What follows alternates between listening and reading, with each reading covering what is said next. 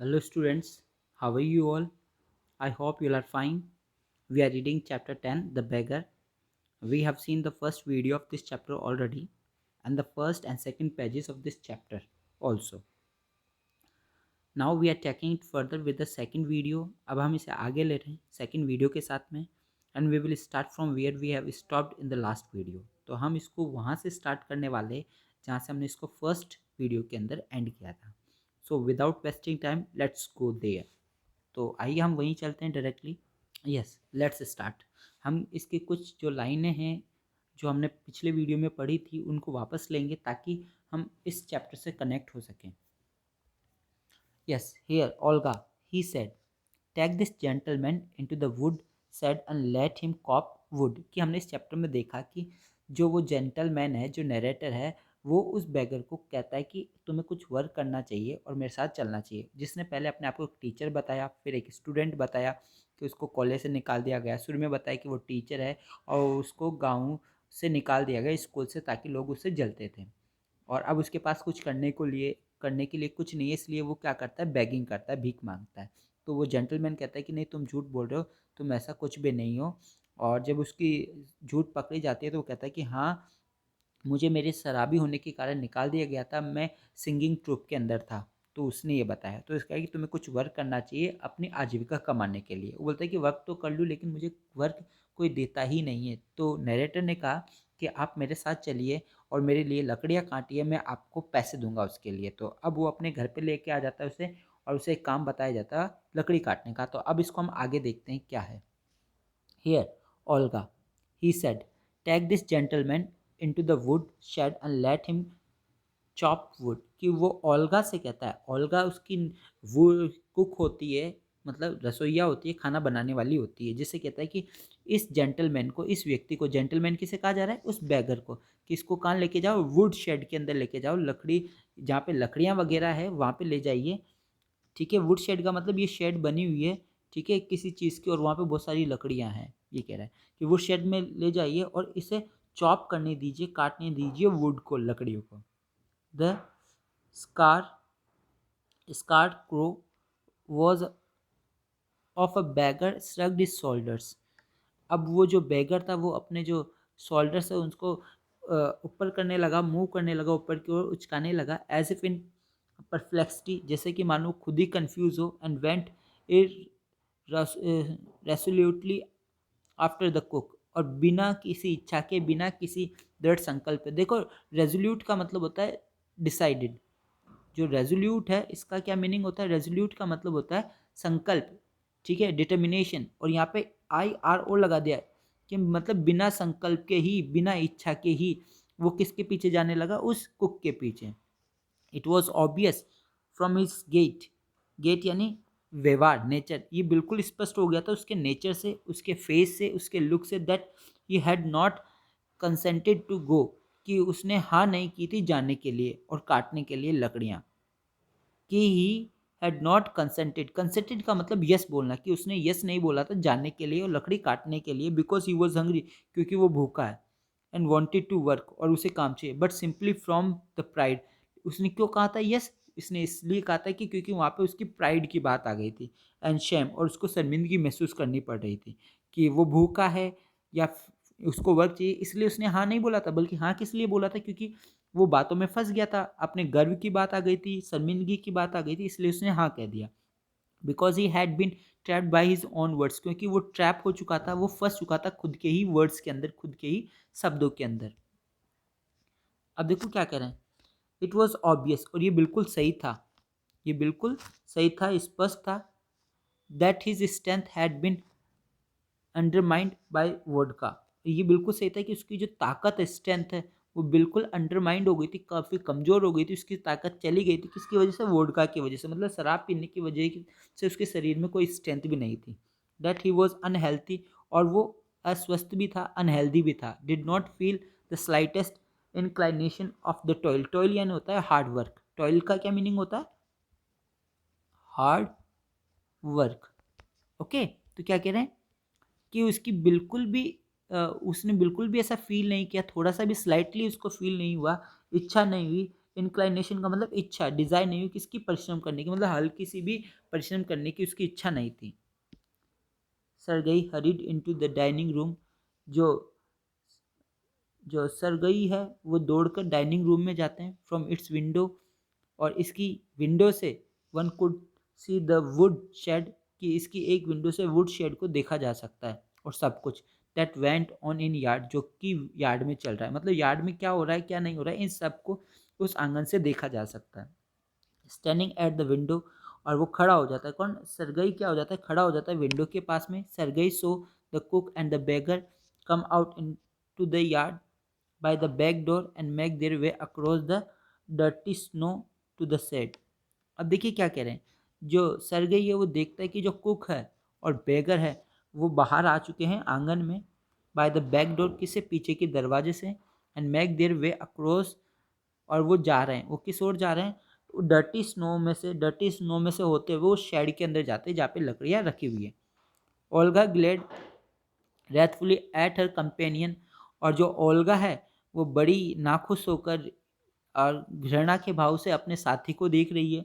Shard him aside with her elbow, और अपनी elbow से कोनी मारकर उसको दूर करती है। अनलॉक द शेड, और शेड को ओपन कर देती है। एंग्रीली बैंग द डोर, और गुस्से से डोर को लात मार के या गुस्से से उस दरवाजे को धड़ाम से खोल देती है। कौन, ओल्गा। ओल्गा नहीं चाहती कि उसका ऐसा साथी हो, ऐसा कंपेनियन हो। ये देखिए, तो हम यहाँ पे देख पा रहे हैं कि ये ओल्गा है जिसके आस में एक्सिस है, ठीक है, और इसको वर्क दिया गया है, इसको क्या दिया गया है, वर्क दिया गया है चॉप करने के लिए। अब देखिए आगे क्या है।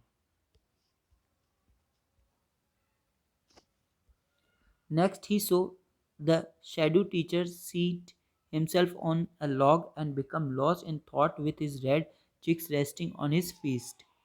अब देखो नेक्स्ट ही सो, अगला उसने जो देखा, उसने क्या देखा कि ये जो शेड्यू टीचर है, मतलब कि शेड्यू टीचर का है जो बार बार खो जाता है। शेड्यू टीचर जो कि सीट हिमसेल्फ, जो कि अपने आप को बैठा चुका है एक लॉग के ऊपर। लॉग किसे कहा जाता है, जो लकड़ी का जो लट्ठा होता है उसको लॉग कहा जाता है। ये बड़ा सा लट्ठा, ये क्या है, लॉग। तो ये जो वो जो टीचर है वो इस लॉग के ऊपर बैठ गया है। And become lost in thoughts, और अपने ही थॉट्स के अंदर खो गया है। विथ इज रेड चिक्स, उसके जो लाल जो गाल है वो उसकी मुट्ठी के ऊपर रेस्ट है, मतलब कि मुट्ठी गाल के लगाए हुए, दोनों हाथों की मुट्ठियाँ गाल पे लगाए हुए वो सोच रहा है कुछ। The woman flung down an axe, और जो औरत ओल्गा है वो गुस्से से, फ्लंग का मतलब फेंक देना, वो नीचे जो खिलाड़ी उसको फेंक देती है उसके पैरों में, मतलब गुस्से से। एंड स्पेट है एंग्रीली, और गुस्से से थूकती भी है। And judging from the expression of his lips, और वो जज करती है उसके एक्सप्रेशन से, जो उसके लिप्स पे आ रहे हैं, उसके होठों पे जो भाव आ रहे हैं, एक्सप्रेशन आ रहे हैं, उससे वो जज करती है। बिगेन टू स्कोल्ड हिम, और उसको डांटने लग जाती है। The beggar irresolutely pulled a billet to wood towards him and set it up between his feet। अब देखिए क्या कह रहे हैं यहाँ पे, द बैगर यहाँ पे वापस आया रेजोल्यूटली, इरेजोल्यूटली। अब देख, the beggar irresolutely pulled a billet of wood towards him, कि एक बिलेट लेता है, बिलेट का मतलब एक लकड़ी का टुकड़ा लेता है अपनी ओर, मतलब बिना इच्छा के, बिना संकल्प के। Set it up between his feet, अपने दोनों पैरों के बीच में रखता है। And tapped it feebly with x, और एक्स से, कुल्हाड़ी से वो इसके ऊपर टैप करता है, इसको मारता है, इस पर चोट पहुंचाता है कमजोरी से, मतलब बड़े। The billet wavered and fell down, और जो बिलेट है, जो लकड़ी का टुकड़ा है, वो वेवर होता है, मतलब कि हिलता डुलता है और नीचे गिर जाता है। The beggar again pulled it to him, और जो भिखारी है उसको वापस उसके पास रखता है। Blew on his freezing hand and tapped it with his axe cautiously, और वापस से वो जो फ्रीजिंग हैंड, उसके जो हाथ जो जम गए हैं, जो हाथ काम ही नहीं कर रहे, ऐसा मानो कि उससे वो वापस क्या करता है, टैप करता है उसके ऊपर कुल्हाड़ी से। अब तो बड़ी कॉशियसली करता है, मतलब सजग होकर करता है, पूरा ध्यान देकर। As if afraid of hitting his overshoe, कि मानो कि उसको डर लग रहा हो कि कहीं उसके ओवरशू के ऊपर हिट ना हो जाए, मतलब लकड़ी की जगह कहीं उसके पैर पे ना लग जाए, इसलिए बड़े ध्यान से वो काटने की कोशिश करता है। और of cutting of his finger, और कहीं उसके फिंगर ना कट जाए, इस कारण से वो बड़े ध्यान से काटने की कोशिश करता है। The stick of wood again fell to the ground, और जो स्टिक है, वो जो लकड़ी है, वो वापस से गिर जाती है ग्राउंड के ऊपर, मतलब करती नहीं है, वापस नीचे गिर जाती है। अब देखिए क्या कह रहे हैं, Sergei's anger had vanished and he now began to feel a little sorry.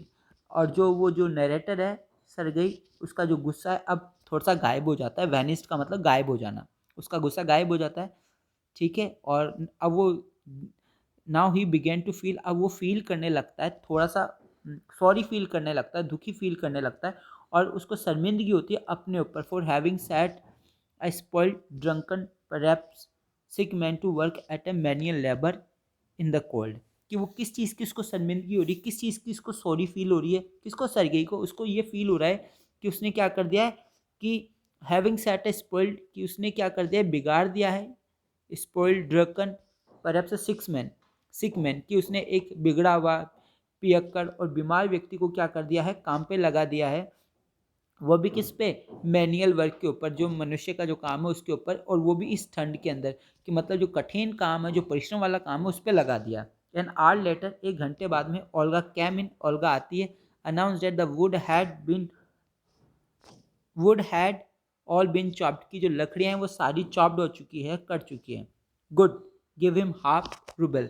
तो कहता है बहुत अच्छा, उसको हाफ रूबल दे दो। देखो 100 जो हमने देखा था जो करेंसी थी इसके अंदर, वो हाफ रूबल, आप जान ही रहे हो कि इसका जो 50 हाफ रूबल का मतलब जो 50 पैसा है रूबल का, वो उसे दे दिया जाता है। Said Sergei, if he wants to he can come back, अगर वो क्या कह रहा है, अगर वो और काटना चाहता है तो वो वापस आ सकता है। And cut would on the first day of each month, कि हर महीने के पहले दिन आकर वो लकड़ियाँ काट कर जा सकता है। We can always find work for him, और हम हमेशा उसके लिए कोई ना कोई काम तैयार रखेंगे। किसी का, बेगर से। On the first of the month the वेफ made his appearance, जो ये वेफ है, जो ये भिखारी है, ये हर महीने की पहली तारीख को आ जाता, अपनी शक्ल दिखाता। Again earn half a rouble, और दोबारा से हाफ रूबल कमाता। हाल दो he could barely stand on his legs, हालांकि वो मुश्किल से ही खड़ा रह पाता अपने पैरों पे। From that day on he often appeared in the yard, और उस दिन से वो अक्सर उस आंगन में दिखाई देने लगा। And every time work was found for him, और हर बार उसके लिए कोई ना कोई वर्क मिल ही जाता। Now he would shovel, now कि now put the would shade in order, अब वो क्या करता, ही वुड शॉवल नाउ, अब वो शॉवल से वर्क क्या करता, और वुड शेड के अंदर वो लकड़ियों को क्रम से जमाता। Now beat the dust out of rugs, और जो कपड़े हैं या जो कोई भी चीज़ें वहाँ से उस धूल हटाता। एंड मैट्रेस से धूल हटाता। Every time he received from 20 to 40 कॉपेक्स, हाँ, तो हर बार उसको मतलब कि 20 से लेकर 40 कॉपेक्स मिल जाते हैं। देखो रूबेल का जो छोटी यूनिट होती है कॉपेक्स होती है, तो 50 कॉपेक्स का मतलब हो गया हाफ रूबल, तो हर बार उसको मतलब कि हाफ रूबल के आसपास मिल जाता है। And once even a pair of old trousers were sent out to him, और यहाँ तक कि एक जो पुराना जो पेंट है वो भी उसको दे दिया गया था एक बार, मतलब उसको कपड़े भी देने लगे थे। इस प्रकार से वो मदद करने लगा। तो जो रेस्ट पार्ट इस चैप्टर का वो हम बाद में लेंगे। यहाँ तक आपको समझ में आया होगा। Goodbye, take care your self.